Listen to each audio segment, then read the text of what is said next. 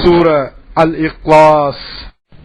அளவற்ற அருளாளனும் நிகரற்ற அன்புடையோனுமாகிய அல்லாஹ்வின் திருப்பெயரால் துவங்குகின்றேன்.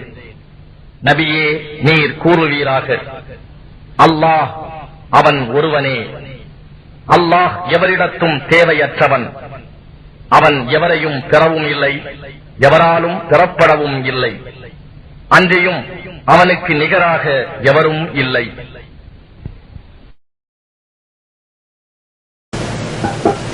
அல்ஹம்துலில்லாஹி ரப்பில் ஆலமீன். வஸ்ஸலாத்து வஸ்ஸலாமு அலா அஷ்ரஃபில் அன்பியாஇ வல் முர்ஸலீன் வ அலா ஆலிஹி வ ஸஹ்பிஹி அஜ்மஈன். அன்பிற்குரிய சகோதரர்களே, எல்லாம் வல்ல இறைவனின் சாந்தியும் சமாதானமும் உங்கள் அனைவரும் மீதும் உண்டாவதாக. முதலிலே நாம் இங்கு உங்கள் மத்தியிலே இருக்கக்கூடிய நேர சூழலை கருதி ஒரு குறும்படத்தை காட்ட இருக்கின்றோம்.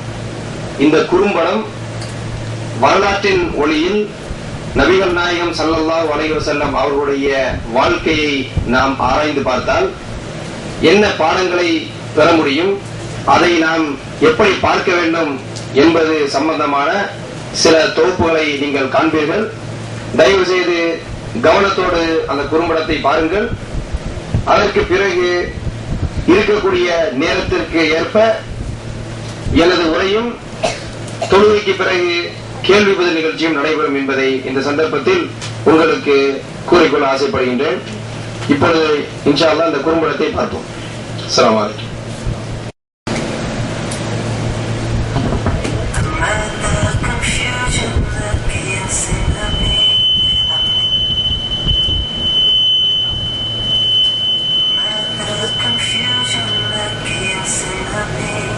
A man emerged and Muhammad was his name, and walking with nothing but Allah as his name. வரலாற்றின் ஒளியில் நபிகள் நாயகம் ஸல்லல்லாஹு அலைஹி வஸல்லம்.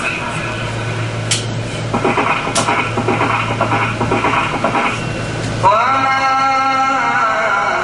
أَرْسَلْنَاكَ إِلَّا رَحْمَةً لِلْعَالَمِينَ. நபியே, நாம் உம்மை அகிலத்தாருக்கு எல்லாம் ரஹ்மத்தாக ஓர் அருட்படையாகவே அன்றி அனுப்பவில்லை. وَمَا أَرْسَلْنَاكَ إِلَّا كَافَّةً لِلنَّاسِ بَشِيرًا وَنَذِيرًا وَلَكِنَّ أَكْثَرَ النَّاسِ لَا يَعْلَمُونَ. இன்னும் நபியே, நாம் உம்மை மனித குலம் முழுமைக்கும் நன்மாராயம் கூறுபவராகவும் அச்சமூட்டி எச்சரிக்கை செய்பவராகவும் அன்றி வேறு எவ்வாறும் அனுப்பவில்லை. ஆனால் மனிதர்களில் பெரும்பாலோர் இதை அறிய மாட்டார்கள். ما كان محمد أبا أحد من رجالكم ولكن رسول الله وخاتم النبيين وكان الله بكل شيء عليما. முஹம்மது உங்கள் ஆடவர்களில் எவர் ஒருவருக்கும் தந்தையாக இருக்கவில்லை. ஆனால் அவரோ அல்லாஹ்வின் தூதராகவும் நபிமார்களுக்கு எல்லாம் இறுதி முத்திரையாகவும் இருக்கின்றார். மேலும் அல்லாஹ் எல்லா பொருள்கள் பற்றியும் நன்கு அறிந்தவர். திருக்குர்ஆனை இறை வேதமாகவும் முகமது நபியை வாழ்க்கையின் வழிகாட்டியாகவும் ஏற்றுக்கொண்ட முஸ்லிம்கள் முகமது நபியை இறைவனிடமிருந்து வந்த இறை தூதர் தான் என்பதை மிக தெளிவாக நம்புகிறார்கள். இந்த சந்தர்ப்பத்தில் வரலாற்றின் ஒளியில் நபிகள் நாயகம் ஸல்லல்லாஹு அலைஹி வஸல்லம் என்ற இந்த குறும்படத்தை உங்கள் முன் தருவதன் நோக்கம் என்னவென்றால், முகமது நபி அவர்கள் தங்களது வாழ்க்கையில் பல்வேறு அளப்பரிய சாதனைகளை செய்துள்ளார்கள். இஸ்லாமிய மார்க்கத்தை ஒருமைப்படுத்தியவர்களாகவும் இஸ்லாமிய மார்க்கத்தின் பிரதான பிரச்சாரகர்களாகவும் இருந்தார்கள். மதீனாவுக்கு சென்ற பிறகு இஸ்லாமிய ஆட்சியை நிறுவியுள்ளார்கள். பல்வேறு மக்களோடு சமாதான உடன்படிக்கைகளை செய்துள்ளார்கள். ஒரு கட்டுக்கோப்பான சமுதாய அமைப்பை உருவாக்கினார்கள். பல சந்தர்ப்பங்களில் மிக திறம்பட படைகளை நடத்தியுள்ளார்கள். கருணையோடு பல சந்தர்ப்பங்களில் எதிரிகளை மன்னித்துள்ளார்கள். சரியான முறையிலே நீதி பரிபாலனம் செய்யக்கூடிய சமூக நல சட்ட திட்டங்களை மேலும் மார்க்க சட்ட திட்டங்களையும் கொண்டு வந்து கொடுத்துள்ளார்கள். இதற்கு பிறகு மக்களுக்கு சிந்தனை புரட்சியை தூண்டக்கூடிய வழிமுறைகளை தந்துள்ளார்கள். இவ்வாறாக பல்வேறு சாதனைகளை நபிகள் நாயகம் செய்துள்ளார்கள். இவர்கள் செய்த சாதனைகள் அனைத்தும் வரலாற்றின் ஏடுகளில் மிக தெளிவாக பதிவு செய்யப்பட்டுள்ளன. நடுநிலைமையோடு உள்ள யாராக இருந்தாலும் முகமது நபி அவர்கள் செய்த இந்த சாதனைகளை ஒரு மனிதன் என்ற அடிப்படையில் செய்ய முடியுமா என்பதை சிந்தித்து பார்க்க கடமைப்பட்டுள்ளார்கள். நபி அவர்களோ நான் இறைவனிடமிருந்து வந்த திருத்தூதராக இருக்கின்றேன் என்பதை தெளிவாக பதிவு செய்திருக்கின்றார்கள். இப்படிப்பட்ட சூழலில் வரலாற்றின் வெளிச்சத்தில் நபிகள் நாயகம் செய்த மனித சக்திக்கு அப்பாற்பட்ட அளப்பரிய சாதனைகள் என்ன என்பதை உங்களது சிந்தனையை தூண்டுவதற்காக இந்த குறும்படத்திலே தருகின்றோம். இஸ்லாமிய கொள்கையின் அடிப்படையில் மனிதர்களை நேர்வழியில் நடத்துவதற்காக இறைவன் மனித குலத்தின் ஒவ்வொரு சமுதாயத்திலிருந்து ஒரு மனிதரை தேர்ந்தெடுத்து அவருக்கு தன் புறத்திலிருந்து வேத வெளிப்பாடுகளை வழங்கி அதன் மூலம் அந்த சமுதாயத்தை நேர்வழிப்படுத்தினார். இந்த அடிப்படையில் பல்வேறு இறை தூதர்கள் வந்திருக்கிறார்கள். இறை தூதர்கள் அனுப்பப்படாத சமுதாயங்களே இல்லை என்று திருக்குர்ஆன் கூறுகிறது. இதில் முதலாவதாக வந்த இறை தூதர் முதல் மனிதனாகிய ஆதம் அலைஹிஸ்ஸலாம். அதைத் தொடர்ந்து சங்கிலி தொடர்போல் நோவா என்று அழைக்கப்படும் நூஹ் நபி, ஏபிரகாம் என்று அழைக்கப்படும் இப்ராஹிம் நபி, யாக்கோபு என்று அழைக்கப்படும் யாக்கூபு நபி, தாவீது என்று அழைக்கப்படும் தாவூது நபி, சாலமோன் என்று அழைக்கப்படும் சுலைமான் நபி, மோசே என்று அழைக்கப்படும் மூசா நபி, இயேசு கிறிஸ்து என்று அழைக்கப்படும் ஈசா நபி போன்ற பல்லாயிரக்கணக்கான இறை தூதர்கள் வந்திருக்கிறார்கள். இப்படிப்பட்ட இறை தூதர்கள் வரிசையில் இறுதியாகவும் உலக முடிவு நாள் வரை மனிதகுல மொத்தத்தையும் நேர்வழிப்படுத்துவதற்காக அனுப்பப்பட்ட இறுதி இறை தூதர் தான் முகமது ஸல்லல்லாஹு அலைஹி வஸல்லம் ஆவார்கள். முகமது நபி அவர்கள் கிபி 571ஆம் ஆண்டு உலகின் பின்தங்கிய பகுதியாக இருந்த அரேபிய தீபகற்பத்தின் மக்கா நகரில் பிறந்தார்கள். அவர்கள் பிறப்பதற்கு முன்பே தந்தையை இழந்த அனாதையாக பிறந்தார்கள். அதற்கு பிறகு ஏறக்குறைய 6 வயதை அடைந்த பொழுது தங்களது தாயாரையும் இழந்தார்கள். முகமது நபியை அவரது பாட்டனாராகிய அப்துல் முத்தலிப் பராமரித்து வந்தார்கள். அப்துல் முத்தலிப் அவர்களின் மரணத்திற்கு பிறகு முகமது நபியின் பெரிய தந்தையாராகிய அபூ தாலிப் அவர்கள் முகமது நபியை பராமரித்தார்கள். முகமது நபி தனது 25வது வயதில் தங்களை விட வயது முதிர்ந்த கதீஜா என்ற பெண்ணை திருமணம் செய்து கொண்டார்கள். ஏறக்குறைய 40 வயது வரைக்கும் முகமது நபி அவர்கள் பெரிய சாதனைகள் எதையும் நிகழ்த்தி விடவில்லை. அந்த சமுதாயத்தில் ஒரு நல்ல பண்புமிக்க நெறியாளராக வாழ்ந்தார்கள். குறிப்பாக அந்த மக்கள் மத்தியிலே அவர் அந்த அமீன் நம்பிக்கைக்குரியவர் என்று போற்றப்பட்டார். அதே போல அஸ்ஸாதிக் உண்மையை உரைக்கக்கூடியவர் என்ற சிறப்பு பெயரையும் அந்த சமுதாயத்திலே பெற்றிருந்தார்கள். 40 வயது வரைக்கும் இந்த மக்கள் மத்தியிலே நன்மதிப்பை பெற்ற நல்ல பண்பாளராகிய நல்ல மனிதராக வாழ்ந்தார்கள்.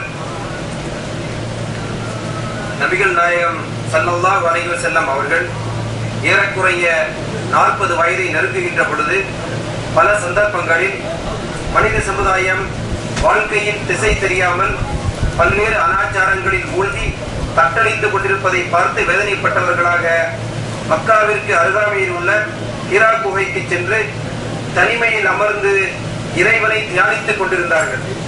இந்த மக்களுக்கு ஒரு விடிவு காலம் வராதா என்ற ஆர்வத்தோடு அவர்கள் தியானித்து வந்தார்கள்.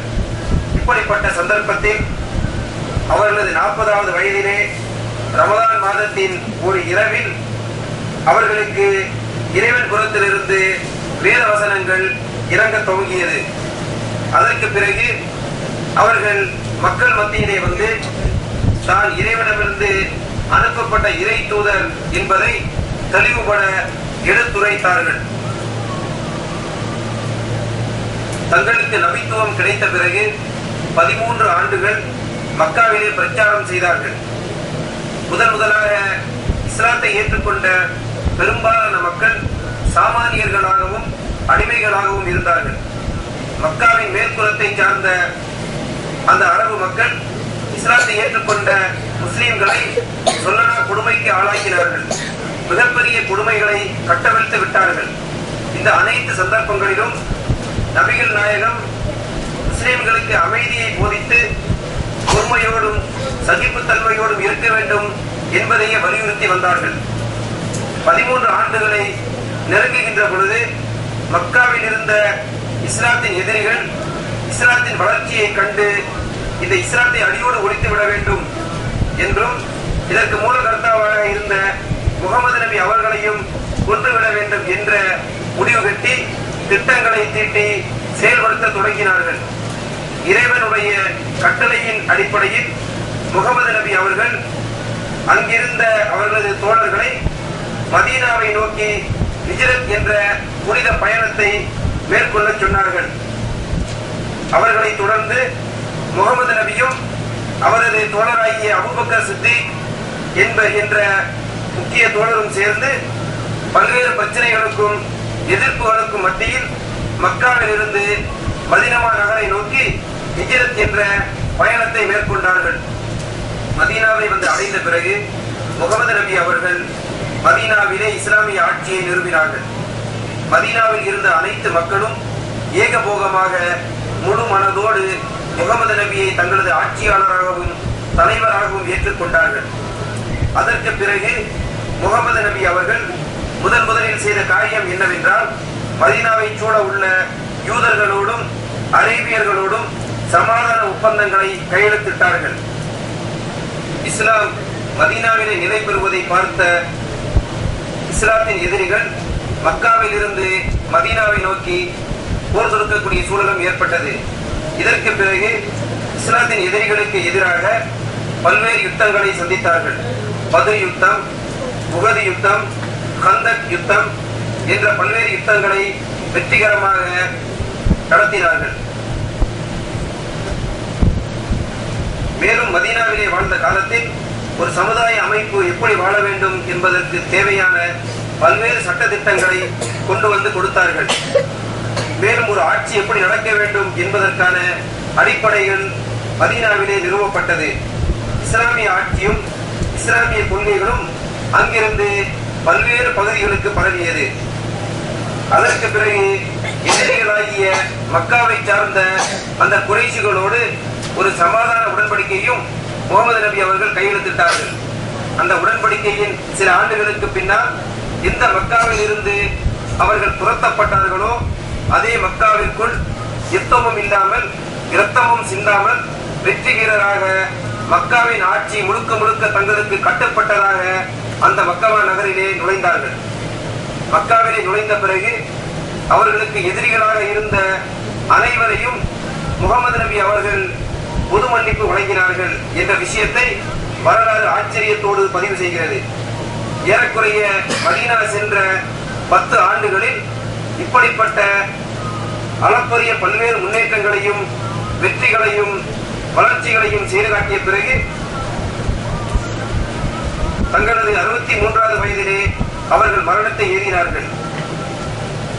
அதாவது தங்களது 40வது வயதிலே அவர்களுக்கு நபித்துவம் கிடைத்தது. அதிலிருந்து ஏறக்குறைய 23 வருட காலத்திற்குள் 13 வருடங்களை மக்காவிலே பிரச்சாரத்திற்காக செலவழித்தார்கள். பெரிய முன்னேற்றங்களை காண முடியவில்லை.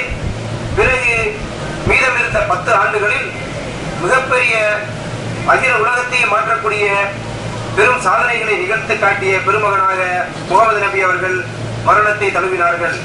இந்த 23 ஆண்டு காலகட்டத்தில் இறைவன் புறத்திலிருந்து அவர்களுக்கு கொடுக்கப்பட்ட வேத வசனங்களுடைய தொகுப்பு திருக்குரான் என்ற பெயரிலே இந்த உலக மக்களுக்கு எல்லாம் வழிகாட்டக்கூடிய வேதமாக திகழ்ந்து கொண்டிருக்கிறது. இன்று ஏறக்குறைய 120 கோடி முஸ்லிம்கள் உலகெங்கிலும் நபிகள் நாயகம் அவர்களை தங்களது தலைவராகவும் மார்க்க வழிகாட்டியாகவும் முழு மனதோடு ஏற்றுக்கொண்டு அவர்களது சொல், அவர்களது செயல், அவர்கள் அங்கீகரித்த விஷயங்களை தங்களது வாழ்க்கை வழிமுறையாக பின்பற்றிக் கொண்டிருக்கிறார்கள். இப்படிப்பட்ட ஒரு கண்ணியம், ஒரு பின்பற்றுதல் உலகத்தில் எந்த மனிதனுக்கும் கொடுக்கப்பட்டதில்லை என்பதை நாம் மிக தெளிவாக அறிந்து வைத்திருக்கின்றோம். இந்த முகமது நபி அவர்கள்தான் இன்று முஸ்லிம்கள் பின்பற்றக்கூடிய இந்த மார்க்கத்தின் கொள்கைகளை கொண்டு வந்தவர்கள். அதனுடைய அடிப்படையாகிய திருக்குரானை இறைவன் புறத்திலிருந்து வேதப்படி வெளிப்பாடாக இந்த உலகிற்கு கொண்டு வந்து கொடுத்தார்கள். அது மட்டும் இல்லாமல் இந்த மார்க்கம் உலகிற்கும் பரவுவதற்கு மிகப்பெரிய தூண்டுகோலாகவும் அடிப்படை காரண கர்த்தாவாகவும் விளங்கினார்கள் என்பதை வரலாறு தெளிவாக பதிவு செய்து வைத்திருக்கின்றது. முகமது நபி அவர்கள் மதீனா சென்ற பிறகு இஸ்லாமிய ஆட்சியை நிறுவினார்கள். அன்றிலிருந்து அவர்கள் மரணிப்பதற்கு முன்னால் அரேபிய தீபகற்பத்தின் பெரும்பாலான பகுதி இஸ்லாத்தை ஏற்றுக்கொண்ட பகுதியாக மாறியது. மேலும் அவர்கள் தங்களை சுற்றி இருந்த அனைத்து பேரரசுகளுக்கும் இஸ்லாத்தின் பால் வாழுங்கள் என்ற அழைப்பை தெளிவாக விடுத்தார்கள். இஸ்லாத்தின் அழைப்பை ரோமானிய பேரரசருக்கும், பாரசீக பேரரசருக்கும், யமனின் ஆட்சியாளருக்கும், எகிப்தின் ஆட்சியாளருக்கும், அபிசீனியாவின் ஆட்சியாளருக்கும், இன்னும் பல்வேறு ஆட்சியாளர்களுக்கும் அனுப்பினார்கள். முகமது நபி அவர்கள் 10 ஆண்டுகள் மதீனாவை தலைமை பீடமாக கொண்டு ஆட்சி செய்தார்கள். அவர்களது மரணத்திற்கு உள்ளால் அரேபிய தீபகற்பத்தின் பெரும்பகுதி இஸ்லாமிய ஆட்சிக்கு உட்பட்ட பிரதேசமாக விளங்கியது. அவர்கள் மரணித்த பிறகு அவர்களுக்கு பின்னால் வந்த முதல் 2 கலீஃபாக்களுடைய ஆட்சியிலே, ஏறக்குறைய 12 வருட ஆட்சியிலே இஸ்லாம் மிகப்பெரிய பகுதிகளை எல்லாம் தங்களது ஆட்சிக்கு கீழே கொண்டு வந்தது. பாரசீக ரோமானிய பேரரசுகளை இஸ்லாம் ஒரு சேர வெற்றி கொண்டது என்பதை வரலாறு பதிவு செய்கிறது. அதற்கு பிறகு ஏறக்குறைய முகமது நபியின் மரணத்திற்கு 100 ஆண்டுகளுக்கு உள்ளாக மனிதர்கள் அறிந்து வைத்திருந்த உலகத்தின் பெரும்பாலான பகுதிகள் இந்த இஸ்லாமிய ஆட்சியின் கீழ் வந்தது. இஸ்லாமிய ஆட்சி மேற்கே ஸ்பெயினில் இருந்து தொடங்கி கிழக்கே சைனாவின் எல்லை வரைக்கும் பரவி இருந்தது என்பதை நாம் வரலாற்றின் வெளிச்சத்திலே தெளிவாக தெரிந்து கொள்ள முடிகிறது. இங்கே கவனிக்க வேண்டிய விஷயம் என்னவென்று சொன்னால், இப்படிப்பட்ட இந்த பேராட்சி நிறுவப்படுவதற்கு ஸ்தாபகராகவும் அடிப்படை காரண கர்த்தாவாகவும் இருந்தது முகமது நபி என்று சொல்லப்படக்கூடிய தனி மனிதர் தான் என்பதை நாம் இந்த சந்தர்ப்பத்தில் கவனத்தில் கொள்ள கடமைப்பட்டுள்ளோம். இந்த விஷயங்களை எல்லாம் தெளிவாக ஆராய்ச்சி செய்த வரலாற்று அறிஞராகிய மைக்கேல் ஹெச் ஹார்ட் என்ற அமெரிக்க நாட்டை சார்ந்த வரலாற்று அறிஞர் உலக மக்களிடம் அதிக தாக்கத்தை ஏற்படுத்திய பெருந்தலைவர்கள் யார் என்பதை ஒரு புத்தகத்தில் வரிசை கிரமமாக பதிவு செய்துள்ளார்கள். அதை தி 100 என்ற புத்தகமாக தொகுத்துள்ளார். அந்த வரிசையிலே அகில உலகத்தில் மக்கள் மீது அதிக தாக்கத்தை செலுத்திய பெரிய தலைவர் முகமது நபிதான் என்று தெளிவாக பதிவு செய்து வைத்திருக்கின்றார்கள். இப்படி முகமது நபியை உலக மக்கள் மீது அதிக தாக்கத்தை ஏற்படுத்திய பெரும் தலைவராக, முதல் தரத்தில் உள்ள தலைவராக பதிவு செய்ததற்கு அவர் சொல்லக்கூடிய காரணத்தை நீங்கள் கேளுங்கள்.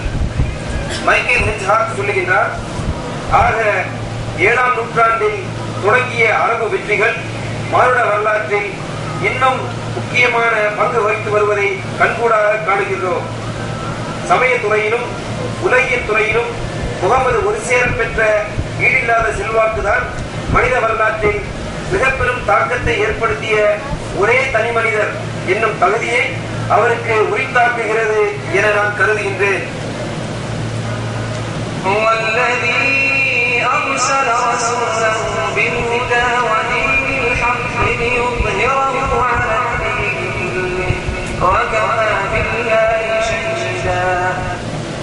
அவனே தன் தூதரை நேரான வழியை கொண்டும் சத்திய மார்க்கத்தை கொண்டும் அனுப்பி அருளினான்.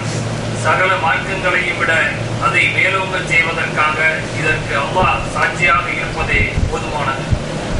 மனிதர்களுக்கு மத்தியிலே பிறப்பினால் குலப்பெருமை காரணமாக உயர்ந்த ஜாதி, தாழ்ந்த ஜாதி என்ற பல்வேறு பாகுபாடுகள் பாராட்டப்பட்டு வந்த சமுதாயத்தில் முகமது நபி தோன்றினார்கள். இன்றைய காலகட்டத்தில் இந்திய நாட்டிலும் இன்னும் பிற நாடுகளிலும் மக்களுக்கு மத்தியிலே உயர்வு தாழ்வு பாராட்டப்பட்டு வந்து கொண்டிருக்கிறது.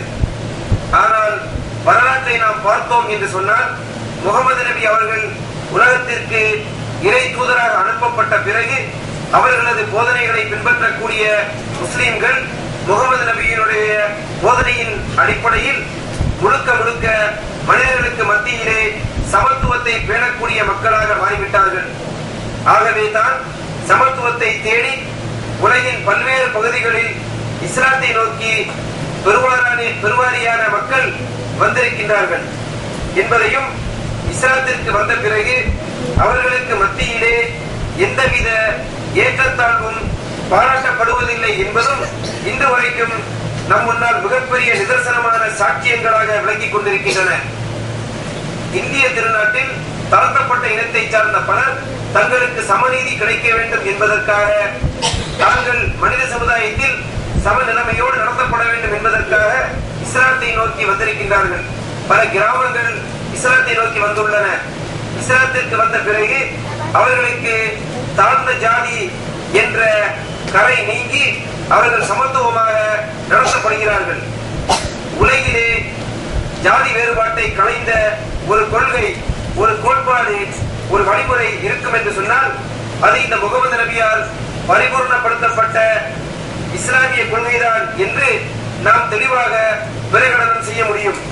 உலகின் பல தலைவர்களால் இன்று வரை சாதிக்க முடியாத இந்த அளப்பரிய சாதனையை முகமது நபி அவர்கள் மற்ற பல்வேறு சாதனைகளோடு சேர்ந்து சாதித்திருக்கிறார்கள் என்பதையும் நாம் கவனத்தில் கொள்ள வேண்டும்.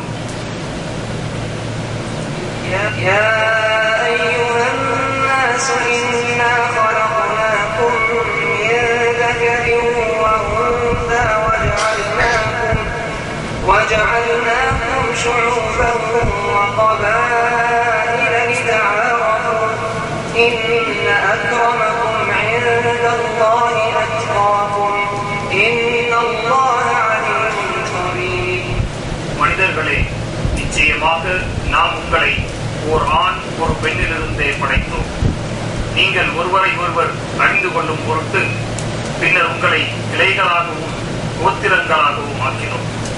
உங்களில் எவர் மிகவும் பயபக்தியுடையவராக இருக்கின்றாரோ அவர்தான் அல்லாஹ்விடத்தில் நிச்சயமாக மிக்க கண்ணியமானவர். நிச்சயமாக அல்லாஹ் நன்கறிபவன், யாவற்றையும் தெரிந்தவன். சிந்தனை புரட்சிக்கு நபிகள் நாயகம் வித்திட்டார்கள். இஸ்லாமிய ஆட்சி ஸ்பெயினுக்கு வந்த பிறகு ஸ்பெயின் நாட்டிலே மிகப்பெரிய விஞ்ஞான மறுமலர்ச்சி ஏற்பட்டது. ஏறக்குறைய 8வது நூற்றாண்டிலிருந்து 11வது நூற்றாண்டு வரைக்கும் ஐரோப்பா இருட்டிலே மூழ்கி கிடந்தது. அதை இருண்ட காலம் என்று வரலாறு பதிவு செய்கிறது. ஆனால் அந்த காலகட்டத்திலே விஞ்ஞானம் ஸ்பெயினிலே இஸ்லாமிய ஆட்சியின் கீழ் மிகச் சிறப்பான முறையிலே வளர்ந்து வளர்ச்சி பெற்றுக் கொண்டிருந்தது. அது விஞ்ஞானத்திற்கு மிகப்பெரிய பொற்காலமாக திகழ்ந்தது என்பதை வரலாற்று ஆராய்ச்சி தெளிவுபடுத்துகிறது. இந்த விஞ்ஞான புரட்சிக்கு மிக முக்கியமான காரணம் என்னவென்று சொன்னால், முகமது நபி அவர்கள் தான் கொண்டு வந்த வேத வெளிப்பாடாகிய திருக்குரானிலே மனிதர்களுடைய சிந்தனைகளுக்கு இடப்பட்டிருந்த எல்லா தடைகளையும் உடைத்தெறிந்து தான் வாழ்ந்து கொண்டிருக்கின்ற பூமியும் சுற்றியுள்ள வானம், அதில் இருக்கக்கூடிய கோள்கள், நட்சத்திரங்கள் ஆகிய எல்லா விஷயங்களும் மனிதர்கள் ஆராய்ச்சி செய்து பார்த்து தெளிவு பெறுவதற்காகவும் அதன் மூலம் இறைவனை விளங்கிக் கொள்வதற்காகவும் உள்ள விஷயங்கள் தான். இவைகள் அனைத்தையும் மனிதர்கள் சிந்தித்து பார்க்க வேண்டும், ஆராய்ச்சி செய்து பார்க்க வேண்டும் என்ற ஒரு தெளிவை மக்களுக்கு கொடுத்தார்கள். இதற்கு முன்னால் சில கிரேக்க ரோமானிய அறிஞர்கள் விஞ்ஞானத்திற்கு பங்களிப்பு செய்திருந்தாலும் பொதுவாக மக்கள் மத்தியிலே விஞ்ஞான வளர்ச்சி சூடுபிடிக்காததற்கு என்ன காரணம் என்றால், அவர்கள் தங்களை சுற்றியுள்ள அனைத்து விஷயங்களையும் மனித சக்திக்கு அப்பாற்பட்ட கடவுளர்களாக பார்த்தார்கள். கோள்களை கடவுளாக பார்த்தார்கள், சூரியனை கடவுளாக பார்த்தார்கள், பூமியை கடவுளாக பார்த்தார்கள். ஆகவே ஒரு அளவுக்கு மேல் இவைகளை பற்றி சிந்திக்க அவர்கள் அச்சப்பட்டார்கள். இந்த அச்சங்களையும் பயங்களையும் இந்த தடைகளை எல்லாம் உடைத்தெறிந்து மிகப்பெரிய விஞ்ஞான வளர்ச்சிக்கும் மனிதனுடைய சிந்தனை புரட்சிக்கும் இஸ்லாம் வித்திட்டது என்றால் அது மிகையாகாது. இதை நாம் தெளிவாக விளங்கிக் கொள்ள வேண்டும். இந்த விஞ்ஞானம் ஸ்பெயினிலிருந்து வளர்ச்சி அடைய தொடங்கிய பிறகு இன்று வரைக்கும் எந்த ஒரு காலகட்டத்திலும் இந்த வளர்ச்சி தடைபடாமல் தொடர்ந்து கொண்டே போகிறது. இது எப்பொழுது தொடங்கியது என்றால், இஸ்லாமிய ஆட்சியின் கீழ் ஸ்பெயின் போன்ற பகுதிகளிலே விஞ்ஞான வளர்ச்சியுடைய அடிப்படைகள் ஆரம்பமான பிறகுதான் கிரேக்க ரோமானிய அறிஞர்களின் விஞ்ஞான தத்துவ ரீதியான கருத்துக்களில் அதிகமானவை உலகத்திற்கு கொடுக்கப்பட்டது அரபு மொழியில் மொழியாக்கம் செய்த பண்டிதர்கள் தான் என்பதையும் வரலாறு தெளிவுபடுத்துகிறது.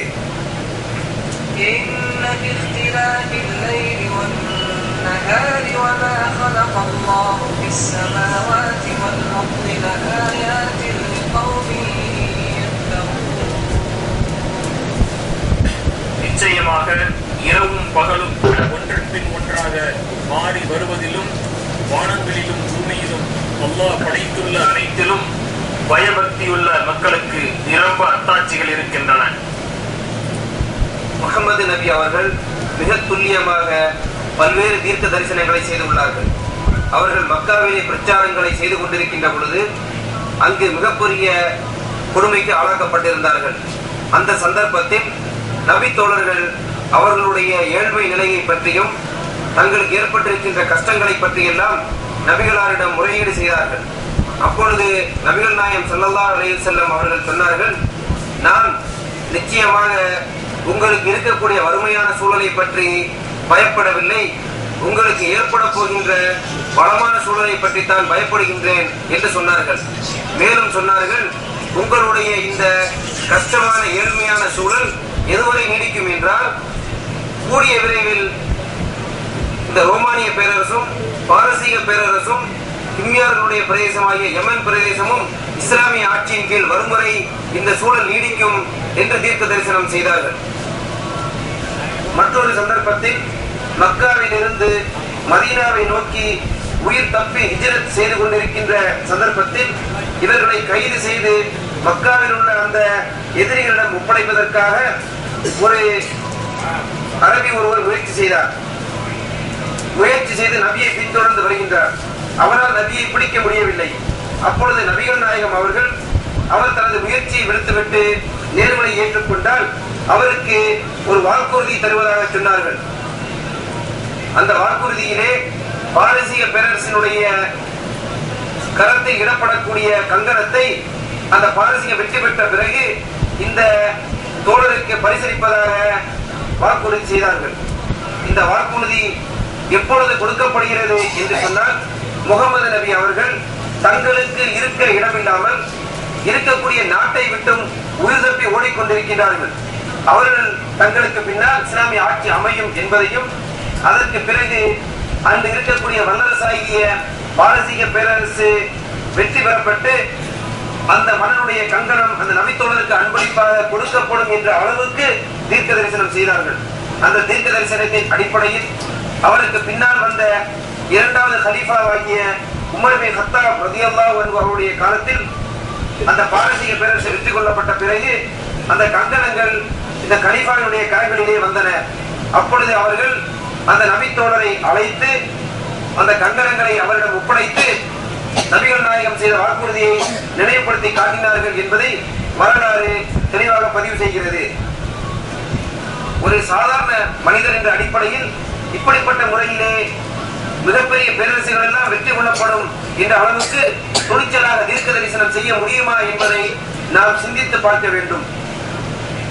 மற்றொரு சந்தர்ப்பத்திலே நபிகள் நாயகம் ஸல்லல்லாஹு அலைஹி வஸல்லம் அவர்களிடம் இறுதி நாள் எப்பொழுது வரும் என்று கேட்கப்படுகிறது. அதற்கு அவர்கள் இறுதி நாள் எப்பொழுது வரும் என்பதை யாரும் அறிந்திருக்க மாட்டார்கள், ஆனாலும் இறுதி நாள் வருவதற்குரிய சில அடையாளங்களை என்னால் சொல்ல முடியும் என்று சில அடையாளங்களை சொன்னார்கள். அதிலே சொல்லப்பட்ட ஒரு அடையாளம் என்னவென்றால், காலிலே போடுவதற்கு செருப்பு இல்லாமல் ஆடு மேய்க்கக்கூடிய இடையர்களாக இருக்கக்கூடிய இந்த அரேபியர்கள் பின்னால் ஒரு காலத்தில் தங்களுக்கு மத்தியிலே போட்டி போட்டுக் கொண்டு உயர்ந்த கட்டிடங்களை கட்டுவார்கள் என்று தீர்க்க தரிசனம் செய்தார்கள். இன்று நம்மை சுற்றியுள்ள இந்த வளைகுடா பிரதேசத்தை பார்த்தோம் என்று சொன்னால் இந்த தீர்க்க தரிசனம் நிறைவேறிவிட்டது என்பதை தெளிவாக உணர்ந்து கொள்ள முடியும். ஏனென்றால் 50 ஆண்டுகளுக்கு முன்னால் துபாய் போன்ற பகுதிகள் எந்த முன்னேற்றமும் இல்லாமல் அங்கு வாழக்கூடிய மக்கள் இடையர்களாகவும் சாமானியர்களாகவும் இருந்தார்கள். ஆனால் இன்றோ உலகத்தில் உள்ள மிக உயர்ந்த கட்டிடங்களை தங்களது நாட்டிலே போட்டி போட்டுக் கண்டு கட்டி முடித்திருக்கிறார்கள். இந்த தீர்க்க தரிசனம் நிறைவேறிய பிறகுதான் மிகப்பெரிய பொருளாதார வீழ்ச்சி ஏற்பட்டு இன்று கட்டிய இந்த உயர்ந்த கட்டிடங்களை வைத்துக் கொண்டு என்ன செய்வது என்று தடுமாறிக் கொண்டிருக்கிறார்கள். முகமது நபி அவர்கள் 1400 ஆண்டுகளுக்கு முன்னால் செய்த தீர்க்க தரிசனம் இவ்வளவு தெளிவாக நிறைவேறி இருப்பது நமக்கு மிகப்பெரிய சான்றாக இருக்கிறது. ஒரு 50 ஆண்டுகளுக்கு முன்னால் துபாய் போன்ற பகுதிகளில் மிக உயர்ந்த கட்டிடங்கள் வரும் என்று யாராவது சொன்னால் அவர்களை ஏளனமாக பார்ப்பார்கள். ஆனால் முகமது நபியினுடைய 1400 ஆண்டுகளுக்கு முன்னால் உள்ள தீர்க்க தரிசனம் இன்று மிக தெளிவாக நிறைவேறி இருக்கிறது என்பதை நமது வாழ்நாளிலே நாம் கண்ணார கண்டு வருகின்றோம்.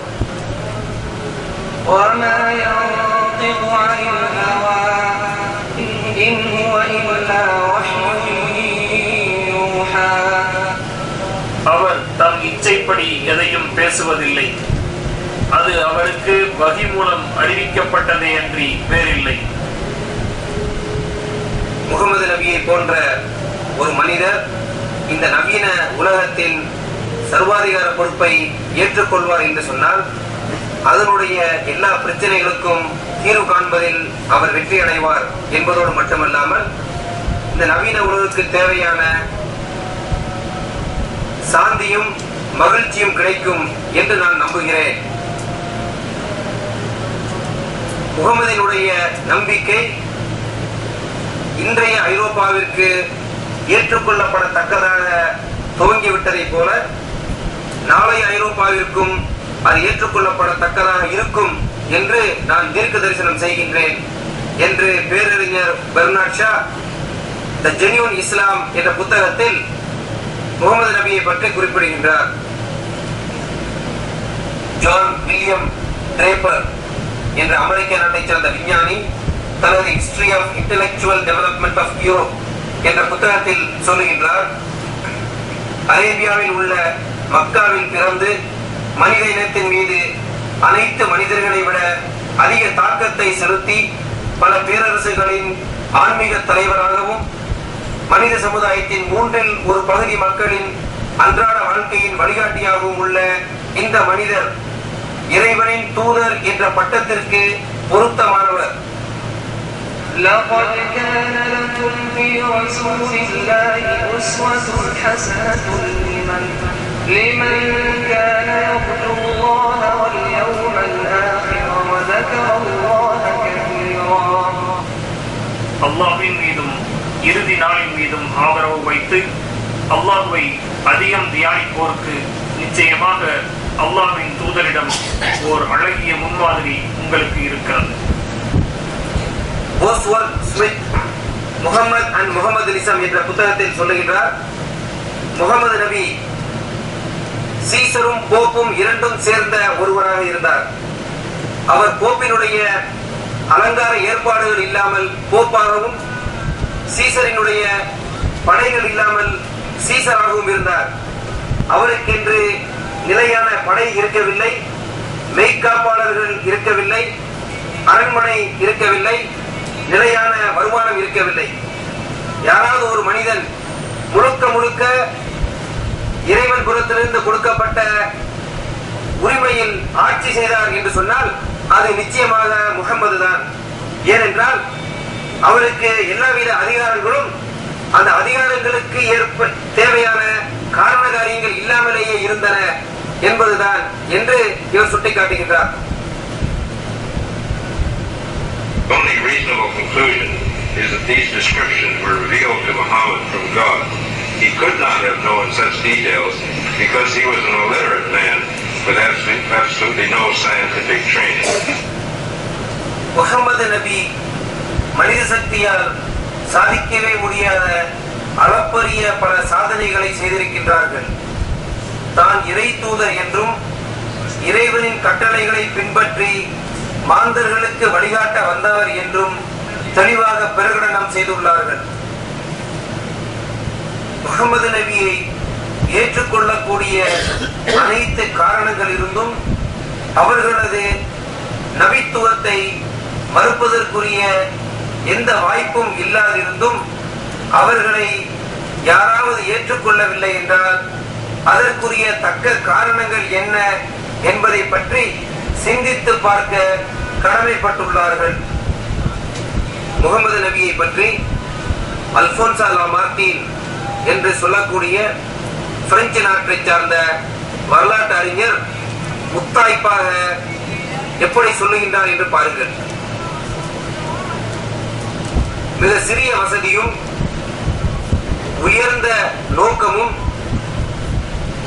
அபரிமிதமான வெற்றியும் மனிதனுடைய உயர்ந்த சிந்தனைக்கு அறிவுக்கு அளவுகோலாக இருக்கும் என்றால் இன்றைய நவீன உலகத்தின் எந்த ஒரு மனிதனையாவது முகமது நபியோடு ஒத்து நோக்குவதற்கு யாருக்காவது தைரியம் உண்டா என்று கேள்வி எழுப்புகின்றார்.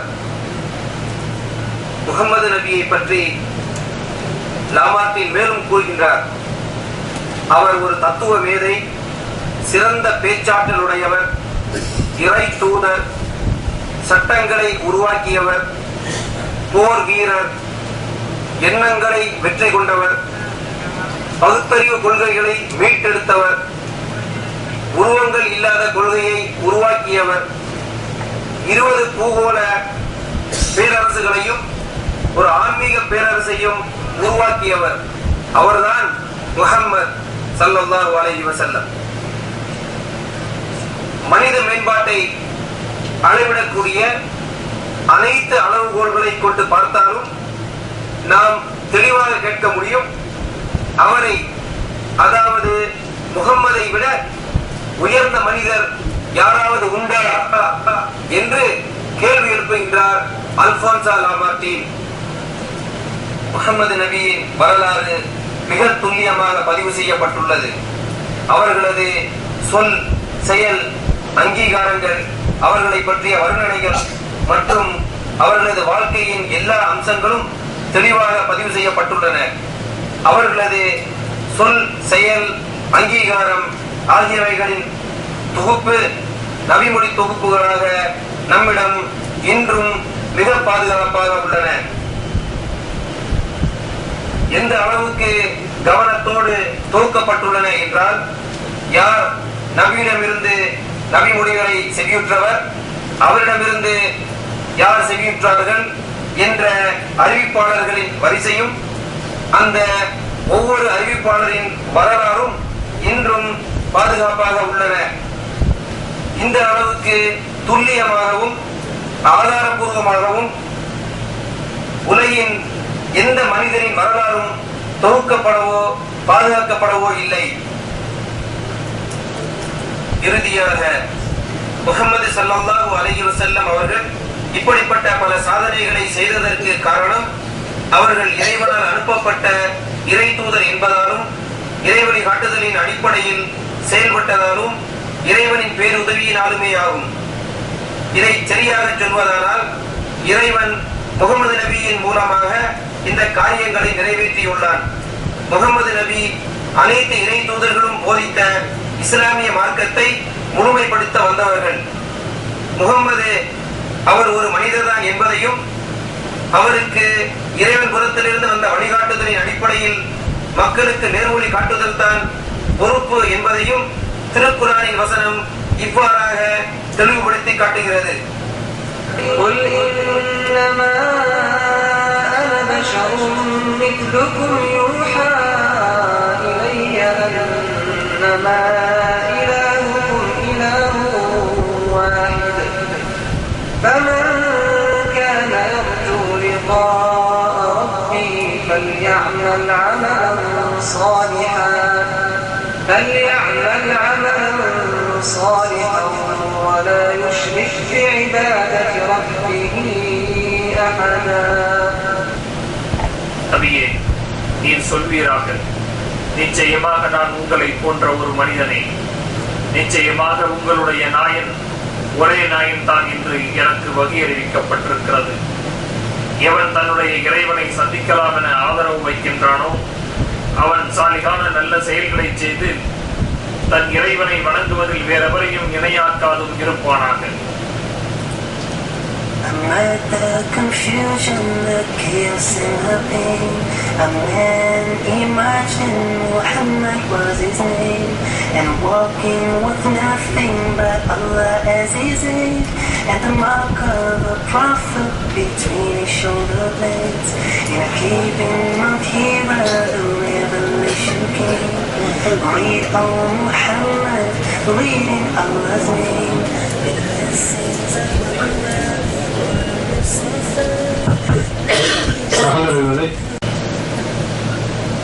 الحمد لله رب العالمين الصلاة والسلام على أشرف الأنبياء والمرسلين وعلى آله وصحبه أجمعين ومن اتبعهم بإحسان إلى يوم الدين أما بعد.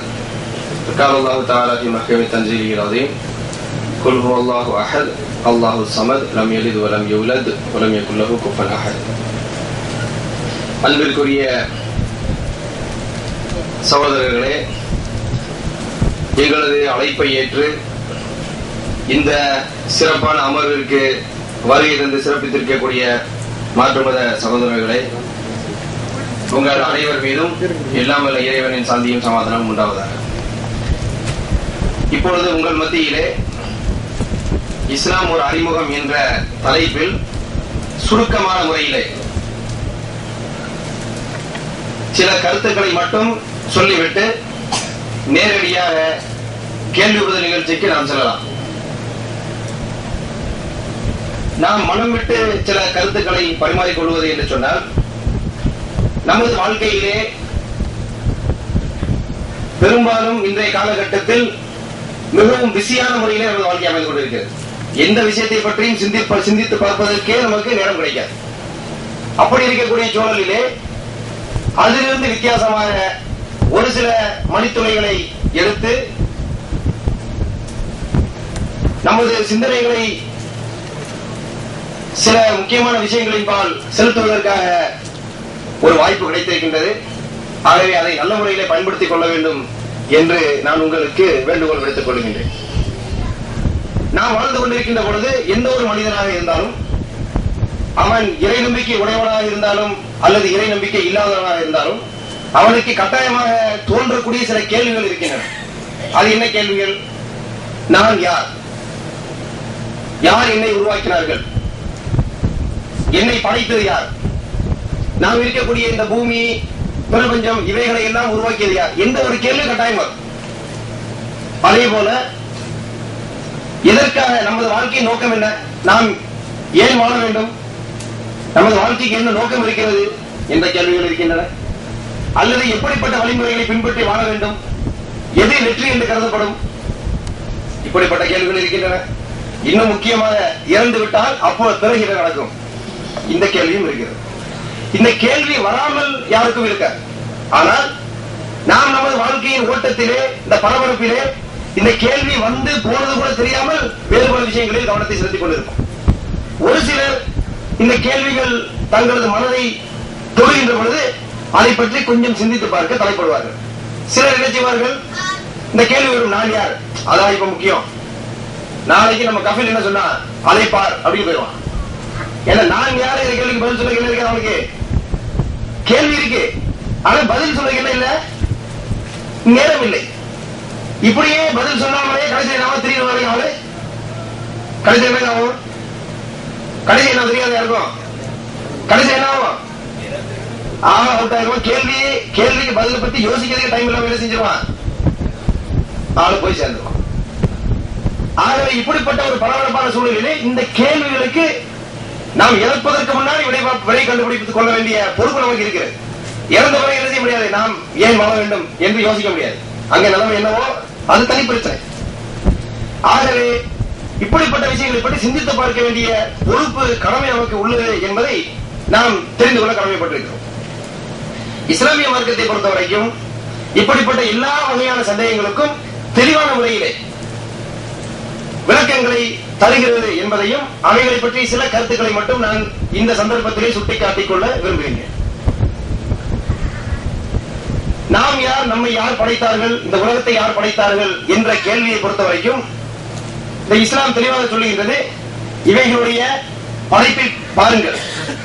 அந்த படைப்பை பார்க்கின்ற பொழுது மிக தெளிவான முறையிலே நாம் ஒன்றை உணர்ந்து கொள்ள முடியும். அவைகளில் ஒரு துல்லியமான கட்டுக்கோப்பு இருப்பதை பார்க்கிறோம். ஒரு மிகப்பெரிய சிந்தனா சக்தி உடைய ஒரு பெரும் படைப்பாளர் திட்டமிட்டு இவைகளை படைத்திருக்க வேண்டும் என்று நாம் தெளிவாக உணர்ந்து கொள்ள முடியும். தானாக உருவாயிற்று என்று சிலர் சொல்கிறார்கள். ஆனால் அது எந்த வகையிலும் அறிவுக்கு பொருத்தமற்ற வாதம் என்பதை படைப்பில் இருக்கக்கூடிய அற்புதங்கள், அவைகளது கட்டுக்கோப்பான அமைப்புகள், அவைகளுடைய செயல்பாடுகள், அவைகளில் இருக்கக்கூடிய நுட்பங்கள் தெளிவுபடுத்துவதை பார்க்கிறோம். அது மட்டுமில்லை, கட்டுக்கோப்போடு ஒன்று இயங்குகிறது என்று சொன்னால் அதற்கு பின்னணியில் இயக்கக்கூடிய சக்தி வாய்ந்த ஒரே ஒருவன் தான் இருக்க முடியும். அதற்கு பின்னணியிலே பலர் சேர்ந்து இயக்க முடியாது. ஒரு பெரிய ப்ராஜெக்ட் கட்சியை பொறுத்த வரைக்கும் என்ன நடக்குது? நிறைய ப்ராஜெக்ட் நடக்குது, கரெக்டா இல்லையா? ஆனா ப்ராஜெக்ட்ல ஒரு ப்ராஜெக்ட்ல 4 ப்ராஜெக்ட் மேனேஜர் இருந்தா அந்த ப்ராஜெக்ட் உருப்படுமா? உருப்படவே செய்யாது. ஒரு ப்ராஜெக்ட்ல ஒரு ப்ராஜெக்ட் மேனேஜர் இருந்தே ப்ராஜெக்ட் என்ன செய்ய மாட்டேங்குது. அப்படி இருக்கின்ற பொழுது ஒருவனுக்கு 2-3 ப்ராஜெக்ட் மேனேஜர் நடக்குமா? ப்ராஜெக்ட் சாத்தியமே இல்லை. அப்ப சின்ன ஒரு ப்ராஜெக்ட் என்ன செய்ய முடியாது, 2 மேனேஜர் இருந்தா ஒர்க் அவுட் ஆகாது. அப்ப என்ன விளங்குகிறது என்று சொன்னால் மிகப்பெரிய கட்டுக்கோப்போடு துல்லியமான முறையிலே இயங்குகிறது என்றால் இதற்கு பின்னணியிலே இதையெல்லாம் படைத்த ஒரு பெரிய அறிவாற்றல் பொருந்திய, சிந்தனா சக்தி பொருந்திய ஒரு சக்தி வாய்ந்த படைப்பாளர் இருக்க வேண்டும் என்பதை நாம் தர்க்க ரீதியாக வழங்கிக் கொள்ள முடியும்.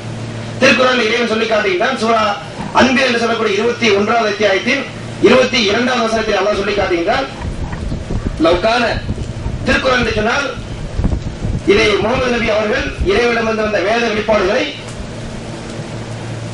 தொகுத்து வைத்திருக்கப்படக்கூடிய நூலுக்கு பேர் திருக்குர்ஆன், இறைவேதம். இதை இறைவேதமாக உலக மக்களுக்கு உரிய இறைவேதமாக முஸ்லிம்கள் கருதுகிறார்கள். அப்ப இதை இறைவன் சொல்லுகின்றான், லவ்கான ஃபீஹிமா ஆலிஹத்துன் இல்லல்லாஹு லஃபஸததா.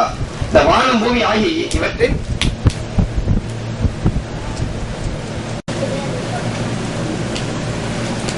கட்டுக்கோப்பான முறையிலே செயல்படக்கூடிய இந்த செயல்பாடுகள் இதற்கு பின்னணியிலே சக்தி வாய்ந்த அறிவாற்றல் பொருந்திய ஒரே ஒரு படைப்பாளன் இருக்கிறார் என்பதை தெளிவுபடுத்துகிறது.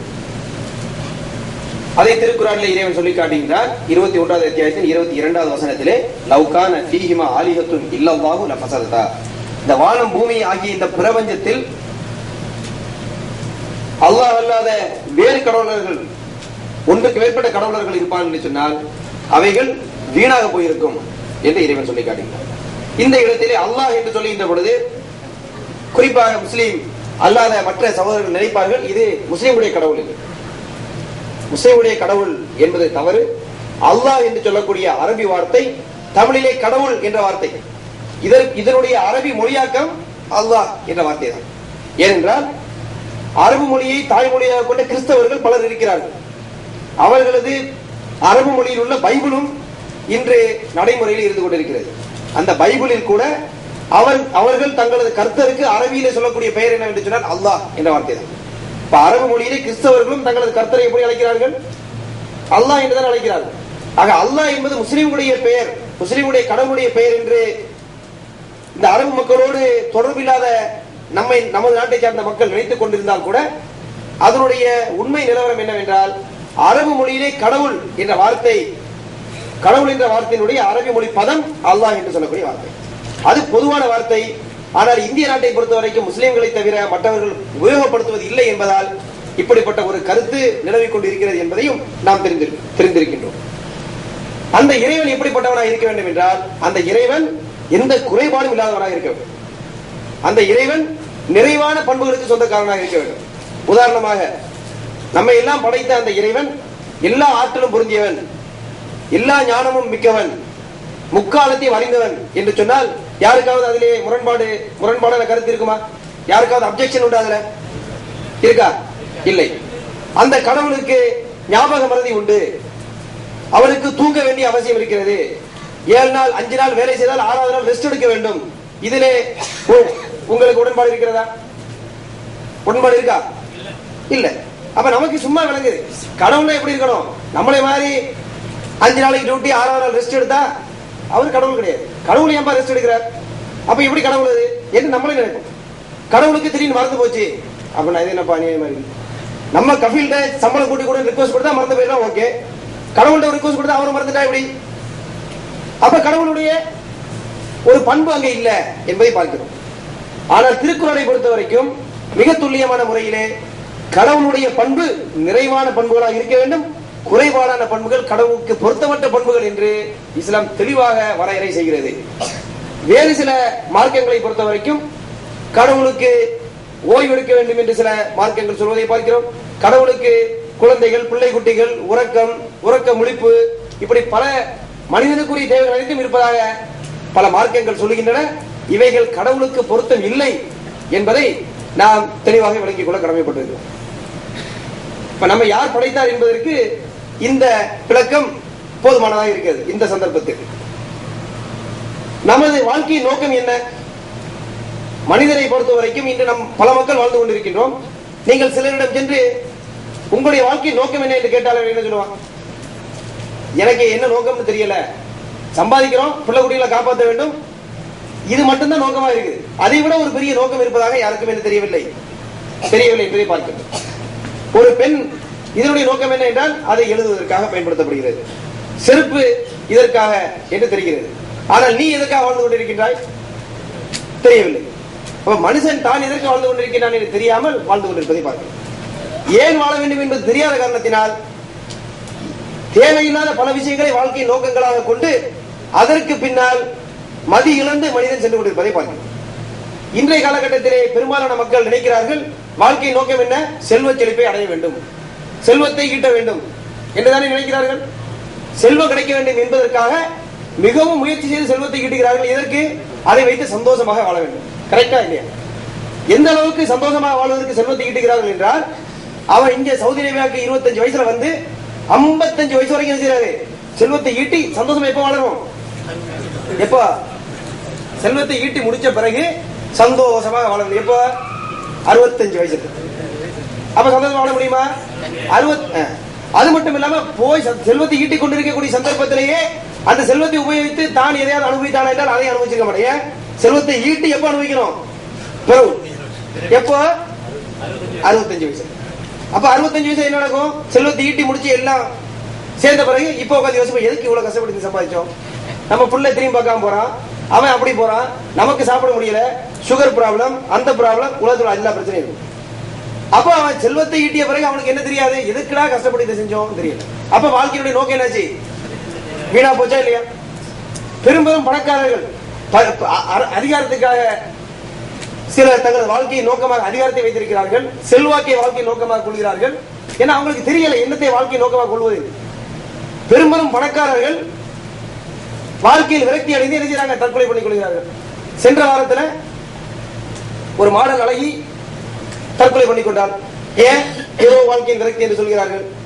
அப்ப நம்ம என்ன நினைக்கிறோம்? இங்கிருந்து பார்க்கின்ற பொழுது சமுதாயத்தின் உயர்ந்த மட்டத்தில் இருக்கக்கூடிய மக்கள் செல்வ செழிப்போடு மகிழ்ச்சியோடு வாழ்ந்து கொண்டிருக்கிறார்கள் என்று நினைக்கிறோம். ஆனா அங்க நிலைமை என்ன? அவர்களே உண்மையிலே மகிழ்ச்சியில் யார் இருக்கிறோம்? நம்மளை மாதிரி கீழ்த்தட்டு மக்கள் தான் உண்மையிலே மகிழ்ச்சியோடு இருந்து கொண்டிருக்கிறோம். அப்ப மகிழ்ச்சி, நிம்மதி இதுக்கெல்லாம் என்ன கிடையாது? செல்வம் விலை அல்ல. அப்ப நமக்கு வாழ்க்கை நோக்கம் என்ன என்று யாராவது தெளிவுபடுத்த வேண்டிய ஒரு சூழலே நாம் இருந்து கொண்டிருக்கின்றோம். திருக்குறளில் இறைவன் சொல்லி காட்டுகின்றார், இந்த உலகம் மனிதனுக்கு ஒரு சோதனை களமாக படைக்கப்பட்டிருக்கு. இங்கு அவன் வாழக்கூடிய சந்தர்ப்பத்தில் இறைவன் அவனை எப்படி வாழ வேண்டும் என்று நாடினானோ அந்த அடிப்படையிலே அவன் வாழ வேண்டும். அப்படி வாழ்ந்தால் இறந்த பிறகு உள்ள வாழ்க்கையிலே அவன் வெற்றி அடைவான் என்று தெளிவாக திருக்குறளின் பல வசனங்கள் சொல்வதை பார்க்கிறோம். எப்படி வாழ வேண்டும்? நாம உட்கார்ந்து எப்படி வாழ வேண்டும் என்று யோசித்தால் எப்படி முடிவு கட்டுவோம்? நமது வசதிக்கும் நமக்கு எது விருப்பத்துக்குரியதோ அந்த அடிப்படையில் முடிவு செய்வோம். சில நூற்றாண்டுகளுக்கு முன்னால் ஓரின சேர்க்கை என்று சொல்வது குற்றமாக கருதப்பட்டது இந்திய நாட்டில் வரைக்கும்.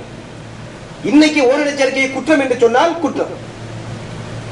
ஏன்? மனிதனா உட்கார்ந்து யோசிப்பான், இன்னைக்கு இதை சொன்னா நமக்கு நாளைக்கு ஓட்டு கிடைக்காது, அப்ப இது ஓகே. நாளைக்கு இன்னொன்னு செய்வான், மக்களுக்கு ஓட்டு கிடைப்பதற்கு, மக்களிடம் தனது செல்வாக்கு பெறுவதற்கு என்ன செய்ய வேண்டுமோ அதை அவன் என்ன செய்வான்? சட்டமாக இயற்றுவான். அவன் அவனுக்கு விரும்பக்கூடிய விஷயங்களை அவன் சட்டமாக தீட்டுவான். மனிதன் குறைபாடுகள் உடையவன், தனது குறைபாடுகளுக்கு ஏற்ப தவறான சட்ட திட்டங்களை தீட்டி மனித சமுதாயத்தை செய்வான், வழியெடுத்துவார். அப்ப சட்ட திட்டங்களை தீட்டுவதற்கு, எப்படி வாழ வேண்டும் என்ற வழிகாட்டுதலை தருவதற்கு உண்மையிலேயே யாருக்கு முழு அதிகாரம் இருக்கிறது என்றால், நம்ம எல்லாம் யார் படைத்தானோ அவனுக்கு தான் முழு அதிகாரம் இருக்கிறது நாம் எப்படி வாழ வேண்டும் என்று சொல்லித் தருவது. திருக்குறானிலே இறைவன் சொல்லி காட்டுகின்றான், முதல் மனிதனை இந்த உலகத்திற்கு அனுப்புகின்ற பொழுது இம்மா யத்தி அன்னக்கும் மின்னி ஹுதா, என்னிடமிருந்து உங்களுக்கு நேர்வழி வரும். ஃபமன் தபியா ஹுதாய், என்னிடமிருந்து உங்களுக்கு நேர்வழி வருகின்ற பொழுது அதை யார் பின்பற்றுகிறார்களோ ஃபலா ஹவுஃபுன் அலைஹிம் வலா ஹும் யஹ்சனூன், அவர்கள் அச்சப்பட வேண்டியதில்லை, அவர்களுக்கு எந்த கவலையும் இல்லை என்று இறைவன் சொல்கிறார். அப்ப நேர்வழியை தருவதை எனது பொறுப்பு என்று இறைவன் எடுத்துக்கொண்டான் என்று திருக்குறான் சொல்லுகிறது. அதை எப்படி இறைவன் நிறைவேற்றினான் என்றால், ஆதி மனிதனுடைய காலம் தொட்டு இறுதி நபியாகிய முகமது நபியுடைய காலம் வரைக்கும் உலகத்தில் இருக்கக்கூடிய ஒவ்வொரு சமுதாயத்திலிருந்தும் இறைவன் ஒரு மனித புனிதரை தேர்ந்தெடுத்து தன்னிடமிருந்து அவருக்கு வேத வெளிப்பாட்டை வழங்கி அவர் மூலமாக மக்களை நேர்வழிப்படுத்தி வந்தான். இப்படிப்பட்ட வரிசையிலே வந்த இறை தூதர்களில் குறிப்பிடத்தக்க சிலர், ஏப்ரஹாம் என்று சொல்லக்கூடிய இறை தூதர், மோசே என்று சொல்லக்கூடிய இறை தூதர், இதுபோல கிறிஸ்தவர்கள் தங்களது கடவுளாக வணங்கக்கூடிய இயேசு கிறிஸ்து என்று சொல்லக்கூடிய ஈசா அலைஹிஸ்ஸலாம் அவர்களையும் இறை தூதர் என்று முஸ்லிம்கள் நம்புகிறார்கள். இப்படிப்பட்ட வரிசை தொடரிலே இறுதியாக வந்த இறை தூதர் தான் முகமது நபி. அதை பற்றியுள்ள பல செய்திகளை நம்ம என்ன செஞ்சோம், குறும்படத்திலே மிக தெளிவாக பார்த்தோம். இப்ப இதற்கு முன்னாடி வந்த இறை தூதர்கள் ஒரு குறிப்பிட்ட சமுதாயத்திற்கு மட்டும் அனுப்பப்பட்டார்கள் என்று திருக்குறான் சொல்கிறது. முகமது நபி அவர்கள் உலகத்தில் உள்ள அனைத்து மக்களுக்கும் பொதுவாக வந்த இறுதி தூதர் என்றும் குரான் சொல்கிறது. சின்ன உதாரணம் சொல்வதாக இருந்தால், திருக்குறானிலே 61வது அத்தியாயத்தின் சூரா சஃப் என்று சொல்லக்கூடிய அத்தியாயத்தின் 6வது வசனத்திலே இறைவன் சொல்லுகின்றான், இயேசு கிறிஸ்து அந்த மக்களை பார்த்து அழைக்கிறார்கள், யா பனி இஸ்ராயீல், இஸ்ரவேல் மக்களே, இன்னி ரசூலுல்லாஹி இலைக்கும், நான் உங்களுக்கு இறை தூதராக வந்திருக்கிறேன். யாருக்கு யாருக்கு யாரை அழைத்தார்கள்? இஸ்ரவேல் மக்களை அழைத்தார்கள். அப்ப யாருக்கு இறை தூதர்? இஸ்ரவேல் மக்களுக்கு இறை தூதர். அதே சந்தர்ப்பத்திலே முகமது நபியை பற்றி திருக்குறான் சொல்லுகிறது. சூரா ஆராஃப் என்று சொல்லக்கூடிய 7வது அத்தியாயத்தின் 158வது வசனத்திலே, நபியை நீங்கள் சொல்லுங்கள் என்று இறைவன் சொல்லுகிறான், குல் யா அய்யுஹன் நாஸ், ஓ மனிதர்களே, இன்னி ரசூலுல்லாஹி இலைக்கும் ஜமியா, நான் உங்கள் அனைவருக்கும் மொத்தமாக இறை தூதர் அனுப்பப்பட்டிருக்கிறேன். அப்ப இயேசு கிறிஸ்து யூதர்களுக்கு மட்டும் வந்தார்கள், முகமது நபி உலக மக்கள் அனைவருக்கும் பொதுவாக வந்தார்கள் என்று அவர் இறுதி தூதர் என்றும் திருக்குறான் சொல்வதை பார்க்கிறோம். பைபிளை போய்ச்சிட்டு பார்த்தால் கூட மத்தேயு என்ற சுவிசேஷத்தின் 10வது அத்தியாயத்தின் 5வது 6வது வசனங்களிலும் 15வது அத்தியாயத்தின் 24வது வசனத்திலும் இயேசு கிறிஸ்து தான் அனுப்பப்பட்டது காணாமல் போன ஆடுகளாய் இஸ்ரவேல் வீட்டாரிடத்திற்கே அன்றி மற்றபடி அல்ல என்ற கருத்தை தெளிவுபடுத்துவதை பார்க்கிறோம். அப்ப அங்கே என்னதான் இருக்குது, அவர் எல்லா மக்களுக்கும் வந்த இறை தூதர் என்று சொல்லவில்லை. இப்ப இதுதான் முன்னாடி வந்த இறை தூதர்களுக்கும் இறுதியாக வந்த முகமது நபிக்கும் உள்ள வேறுபாடு என்பதை நான் தெளிவுபடுத்த ஆசைப்படுகின்றேன். இறுதியாக அப்ப எப்படி வாழ வேண்டும் என்றால், எப்படி இறைவன் வழிகாட்டினானோ அந்த தூதர்கள் மூலமாக வந்த இறைவேதங்கள், அந்த தூதர்கள் எப்படி வழிகாட்டினார்களோ அந்த அடிப்படையிலே வாழ்க்கையை அமைத்துக் கொள்வது நாம் வாழ்வதற்குரிய வழிமுறையாக இருக்கின்றது. இறுதியாக கடைசியா என்ன நடக்கும்? மனிதன் மரணத்தை தழுவான். இறந்த பிறகு என்ன நடக்கும் என்பது மிகப்பெரிய கேள்விக்குறி. இன்னைக்கு வரைக்கும் பலருடைய கற்பனை சக்திக்கு எந்த வகையிலும் எட்டாத ஒரு விஷயம் என்னவென்றால், இறந்த பிறகு வாழ்க்கையில் என்ன நடக்கும் என்று யாருக்கும் தெரியாது. பலர் நினைக்கிறார்கள் இறந்த பிறகு எதுவுமே இல்லை என்று சொல்லக்கூடிய மக்கள் இருக்கிறார்கள். மனிதன் மண்ணோடு மண்ணாகிவிட்டால் வேறு எதுவும் இல்லை என்று சொல்லக்கூடிய மக்களும் இருக்கிறார்கள். ஆனால் அவர்களும் மண்ணோடு மண்ணாகித்தான் போவான், வேறு எதுவும் இல்லை என்று எந்த ஆதாரத்தையும் கொண்டு வந்து யாரிடம் காட்டவில்லை. உள்ள போன யாரும் என்ன செய்யல, வெளியே வந்து இப்படித்தான் அங்கே நடந்து கொண்டிருக்கிறது என்று சொல்லவில்லை. அப்ப அங்கேயே யாருடைய உதவி தேவைப்படுகிறது என்று சொன்னால், நம்ம எல்லாம் படைத்த இறைவன் நமக்கு தெளிவுபடுத்த வேண்டியிருக்கிறது, இறந்த பிறகு உனக்கு என்ன நடக்கும். திருக்குறானின் ஒரு வசனத்திலே அழகாக இறைவன் சொல்லி காட்டுகின்றான். சூரா ஆல இம்ரான் என்று சொல்லக்கூடிய 3வது அத்தியாயத்தின் 185வது வசனத்திலே திருக்குறான் தெளிவுபடுத்துகிறது, குல்லு நஃப்ஸுன் ذائقத்துல் மௌத், ஒவ்வொரு ஆத்மாவும் மரணத்தை சுவைத்தே தீர வேண்டும். இன்னமா துவஃபௌன உஜூரக்கும் யௌமுல் கியாமா, அப்படி மரணித்து விட்ட பிறகு மறுமை நாளிலே நியாய தீர்ப்பு வழங்கக்கூடிய அந்த நாளிலே இறைவன் முன்னிலையிலே அந்த நியாய தீர்ப்பு வழங்கப்படுகின்ற பொழுது ஒவ்வொருவரும் அவரவர்கள் செய்த செயல்பாடுகளுக்கு ஏற்ப அவர்களுக்கு கூலி வழங்கப்படும். எதை இறைவன் நன்மை என்று சொன்னானோ அதை செய்தவர்களுக்கு நல்ல கூலியும், எதை இறைவன் செய்யக்கூடாது என்று தடுத்தானோ அதை செய்தவர்களுக்கு தீமையும் அங்கு வழங்கப்படும்.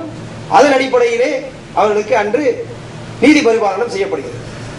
ஃபமன் ஸுஹ்ஸிய அனின் நாரி வ உத்கிலல் ஜன்னத ஃபகத் ஃபாஸ், யார் நரக நெருப்பில் இருந்து பாதுகாக்கப்பட்டு சொர்க்கத்திலே நுழைவிக்கப்படுகிறாரோ அவர் வெற்றியாளர். உமல் ஹயாத்து துன்யா இல்லா மத்தாவுல் குரூர். ஆனால் நீங்கள் கவனித்துக் கொள்ளுங்கள், இந்த உலக வாழ்க்கை மனிதனை மயக்கக்கூடிய அற்ப இன்பம் என்று வேறில்லை என்று இறைவன் சொல்கிறார். அப்ப மறுமையில வெற்றி அடைய வேண்டும், இறைவன் எப்படி வாழ சொன்னான் அப்படி வாழ வேண்டும் என்பதுதான் உங்களது வாழ்க்கையின் நோக்கம். ஆனால் உங்கள் நோக்கத்திலிருந்து உங்களை எது வழிபெறல செய்யும் என்றால் இந்த உலக வாழ்க்கை என்ற மயக்கம். இந்த உலக வாழ்க்கை எப்படி மயக்குகிறது? சவுதி அரேபியாவுக்கு முதல்ல வரான், வந்தவன் என்ன சொல்லுவான், எனக்கு கொஞ்சம் பொறுப்புகள் இருக்கின்றன, 2 வருஷம் சவுதி அரேபியாவில் இருந்து விட்டு கொஞ்சம் காசு சம்பாதிச்சுட்டு அப்படியே நான் போயிடுவேன். இப்படித்தான் வந்து சவுதி இறங்குறாங்க. அவங்க 20 வருஷம் கழிச்ச பிறகு சேம் டயலாக். இப்போ இன்னும் ஒரு 2 வருஷத்துல மற்ற பொறுப்புகளை முடிச்சுட்டு போயிடுவேன். கடைசி வரைக்கும் என்ன செய்ய மாட்டாரு, போகவே மாட்டார். ஏன்? இந்த உலக வாழ்க்கை மயக்கிக்கிட்டே போகுது, இது அது அது இதுன்னு. கடைசி வரைக்கும் அவனை தூக்கி உள்ள வச்சு 3 நாள் தான் என்ன நடக்கும், அதுக்கு மேல 2 வருஷம் கண்டினியூ ஆகும். இதுதான் நமது நிலைமை. இப்படித்தான் உலகம் மயக்கி கொண்டு போகிறது.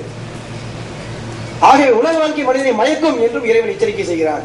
ஆகவே இந்த சந்தர்ப்பத்தில் உங்களுக்கு சொல்லிக் கொள்ளக்கூடிய அல்லது உங்களை வைக்கக்கூடிய ஒரு வேண்டுகோள் என்னவென்றால், அருமையான ஒரு வாய்ப்பு இருக்கிறது. இந்த சந்தர்ப்பத்தில் நமக்கு கிடைக்கக்கூடிய நேரங்களில் சில நேரத்தை ஒதுக்கி நமது வாழ்க்கையின் நோக்கம், நம்மை யார் படைத்தார்கள், நாம் எப்படி வாழ வேண்டும், எப்படி வாழ்ந்தால் நாம் உண்மையிலே இறந்த பிறகு உள்ள வாழ்க்கையை வெற்றி அடையலாம் என்பது போன்ற விஷயங்களை ஆராய்ந்து பார்க்க வேண்டும். அதற்கு மிக உறுதுணையாக உங்களுக்கு இந்த திருக்குரான் என்று சொல்லக்கூடிய வேதம் உங்களுக்கு உறுதுணையாக இருக்கும். இதையும் படித்து பாருங்கள். பல்வேறு மார்க்கங்கள் பல கருத்துக்களை சொல்லுகின்றன, அவைகளையும் நீங்கள் படித்து பார்க்கலாம். திருக்குரான் என்ன சொல்லுகிறது என்று இதையும் படித்து பாருங்கள்.